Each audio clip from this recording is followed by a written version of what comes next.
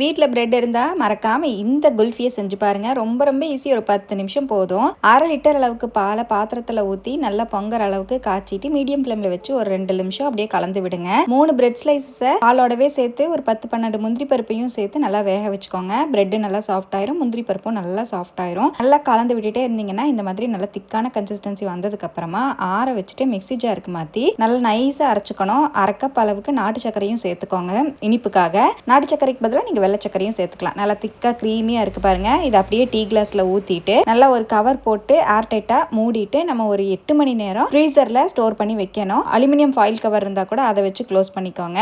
8 மணி நேரத்துக்கு அப்புறம் எடுத்து பார்த்தீங்கன்னா ரொம்பவே டேஸ்டியான பிரெட் குல்ஃபி சூப்பரா ரெடி ஆயிருக்குங்க. நல்லா இந்த மாதிரி கவரை எடுத்துட்டு அழகா இந்த மாதிரி கையில தேய்ச்சிங்கன்னா ஈஸியா டிமோல்ட் ஆகி வரும். அவ்வளோதான். ரொம்பவே டேஸ்டான பிரெட் குல்ஃபி செம்ம டேஸ்டா இருக்கும். கண்டிப்பா ட்ரை பண்ணி பாருங்க. மேலே துருவின நட்ஸை சேர்த்துட்டு குழந்தைங்களுக்கு கொடுத்தீங்கன்னா ரொம்ப என்ஜாய் பண்ணி சாப்பிடுவாங்க. கண்டிப்பாக ட்ரை பண்ணிவிட்டு எப்படி வந்து கமெண்ட்ஸை ஷேர் பண்ணுங்கள். நம்ம பேஜை மறக்காமல் ஃபாலோ பண்ணுங்கள். பாய்.